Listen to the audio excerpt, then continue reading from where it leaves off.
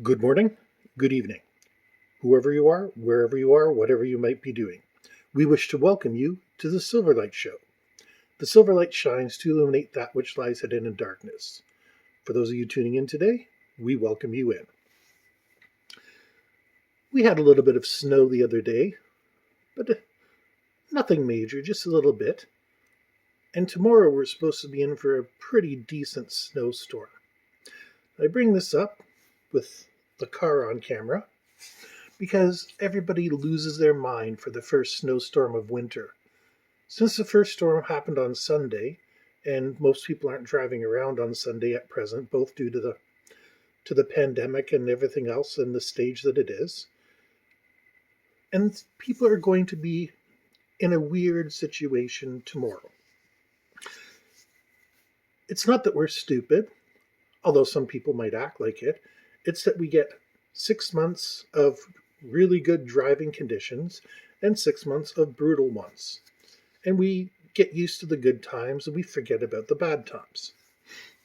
It's kind of like life. When everything's on easy street, you think everything's easy for everybody. And, if you've done anything, you put yourself in the bad situation. Well, no, stuff happens in life. Just like black ice happens and you have no control over it. You have control over your stopping distance, though. And that's the critical thing that we need to remember as our basic life skills. When you're driving, or as a person, driving on snow is not a scary thing. You just got to remember that your tires are going to slick a little more. You don't do anything crazy with acceleration. And on occasion, your car is going to decide to turn left or right, and there's nothing you have to do. There's nothing you can do about it. So preferably, everybody would learn to stay in their lanes and leave proper stopping distance and stuff like that. But the first snowstorm of the year proves that people don't always pay attention. I'm going to let you in on a little Silverlight secret here. I always used to call in sick the first snowfall of the year. My boss has never caught on to it. But, just because I didn't want to deal with the stupidity. I would wait till the trucks came out, cleaned it out, stuff like that. I would work from home if they asked me, but honestly, it wasn't worth gambling my life. And every year, there's more and more traffic, more and more cars on more and more streets trying to get to more and more places. And every single person, even if it's only a 1% chance that they're having a bad day, 100 cars can go by awfully quick, especially at rush hour. The key to driving on snow is to be prepared. The Boy Scout motto is the right one. And it's this personal preparation that we've really lost track of in the modern day. People are not taking care of their bodies. They're not taking care of their cars. They're not taking care of their houses. And that's the unfortunate truth. With the obesity epidemic, which is completely separate from the pandemic, with sugary comfort foods being so readily available, we're essentially putting our cars on our bodies as cars on dry ice and black ice and all sorts of other crazy things on a slippery slope downhill. Cancer is no joke. Obesity is no joke. I mean, we've all been there. You're tired, you come home, you grab the first thing possible, throw it in the microwave, boil some water, put whatever you might be doing, and that's as much effort as you intend on doing that day. Or maybe order pizza, because pizza solves everything. There's nothing wrong with that once in a while. Just like when there's nobody around and there's snow out, it's not so bad to experiment, so provided there's nobody around and you're being safe. But it's good to experiment and see how your car steers in the snow. That's a good thing to expose your body to different things, unless you have a known allergy, in which case, don't experiment. But most people in this world don't have strict allergies where it's going to kill them. The numbers may be increasing, but the numbers of human beings are increasing, so that all checks out. But what we have to learn is our bodies are thousands of times more complicated than any vehicle that humanity has ever come up with. The new spaceships that we're sending out that are going to be going to the moon and Mars, way less complex than the human body. But we treat our human bodies as though they're like cars. Look at a cat or a dog or whatever you have as an animal. What's the first thing it does when it wakes up in the morning? It stretches. That's right, you've seen that long stretch where they put their paws out and crink out their back and all that sort of things. When's the last time you stretched first thing when you got out of bed? And I don't mean that quick little pop your back and go. I mean a proper stretch. We warm up our cars. Some of us warm up our cars for an insane amount of time. I used to have a neighbor that would warm up her car for 30 minutes. Then they passed a law and I moved away, so I don't know if she's still doing it. But yeah, while it's bad for a car, it's good for a human being. Maybe 30 minutes is too much in the morning. I know mornings suck. Most people are addicted to coffee, and until they get their first cup of coffee, they are useless. I know, I used to be one of you. But you wouldn't go out on the road with your without your cup of coffee, and you certainly shouldn't be putting your body in that much stress as to get out of bed and run around without first taking care of things. A healthy breakfast is very important. Making sure that you are in the proper shape, incredibly important.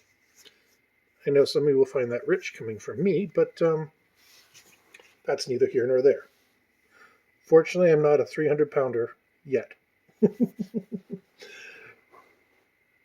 The point is, we take less care of ourselves than we do of our cars, and we know how many people out there skip oil changes. Bodies don't get oil changes. Heck, a lot of men don't even get prostate screening. A lot of women don't get their breasts examined. And stuff like that can wind up hurting you really quickly. If there's one thing I can say, there's nobody on this planet that I hate enough to wish them bad health. I hope everybody's in good health, whether they're doing something terrible somewhere or whether they're the nicest person. Bad health is just a miserable thing. But we don't think about it, and we can't call in sick every day that we're sick. Everybody who's listening to this show has gone into work sick, or you've gone into work and then realize you're sick a little bit later. No matter what, sickness plays in there one way or another. Snow is a lot like sickness. It gets in your way. There's nothing you can do about it, but it can really ruin your day. And accidents in a car can lead to all sorts of injuries to your body. Backaches, spinal problems.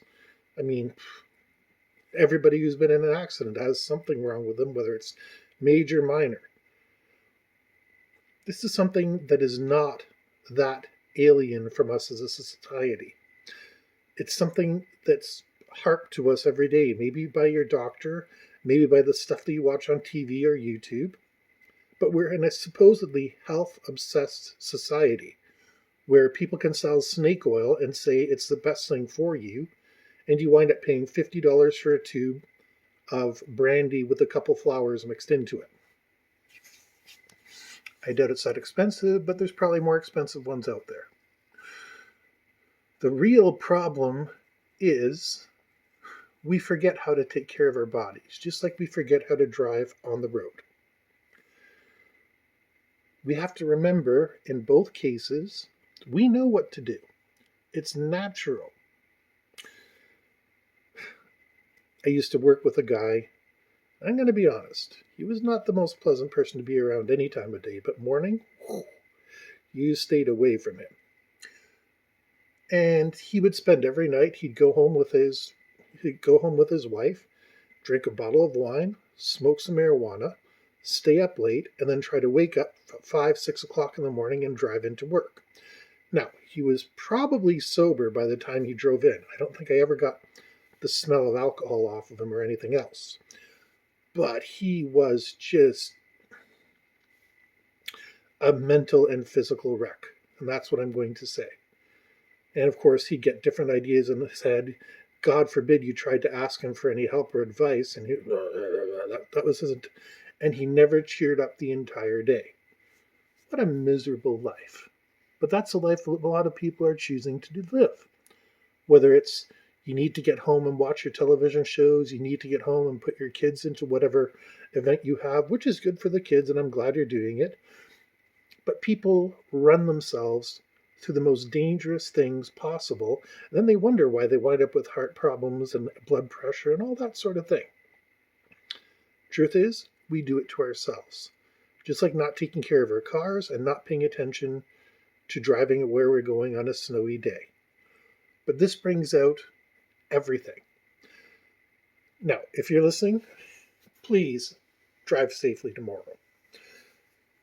Like I said, there's nobody on this planet I would wish harmful thoughts to. Health is one of the few things that is irreplaceable. Get your cars looked after. I know it's expensive right now, but a couple oil changes can save you thousands of dollars and other things going wrong. And I can't emphasize enough, take care of yourself. Get your brain working. Get your mental stimulation going. Get your body working. Hey, just a couple minutes of activity a day. But most importantly, please stay safe. We can argue till the end of time about the merits of various procedures and stuff, but you know what we can't argue over? Safety. Maybe you've done it your way before, maybe you've done it 1,000 times that way, you've never gotten in trouble, but the point is, safety regulations are there for a reason. I don't like wearing a helmet when I'm riding my bicycle. I don't. But I do it because I've taken enough hits to the head. My 9-year-old wears a helmet. My wife wears a helmet. Parents wear a helmet. Everyone I know wears a helmet. It's a stupid little thing. But you know what? When you look at those athletes, they've had a couple concussions. They are not doing well. So just like driving safely on the road, almost everything is preventable for the minimum of effort. Be safe, be well, and hopefully next video won't be nagging you so much. We wish to thank you for joining us for the Silverlight Show. If you enjoyed this show, please hit like, subscribe, and we hope you have a fantastic day.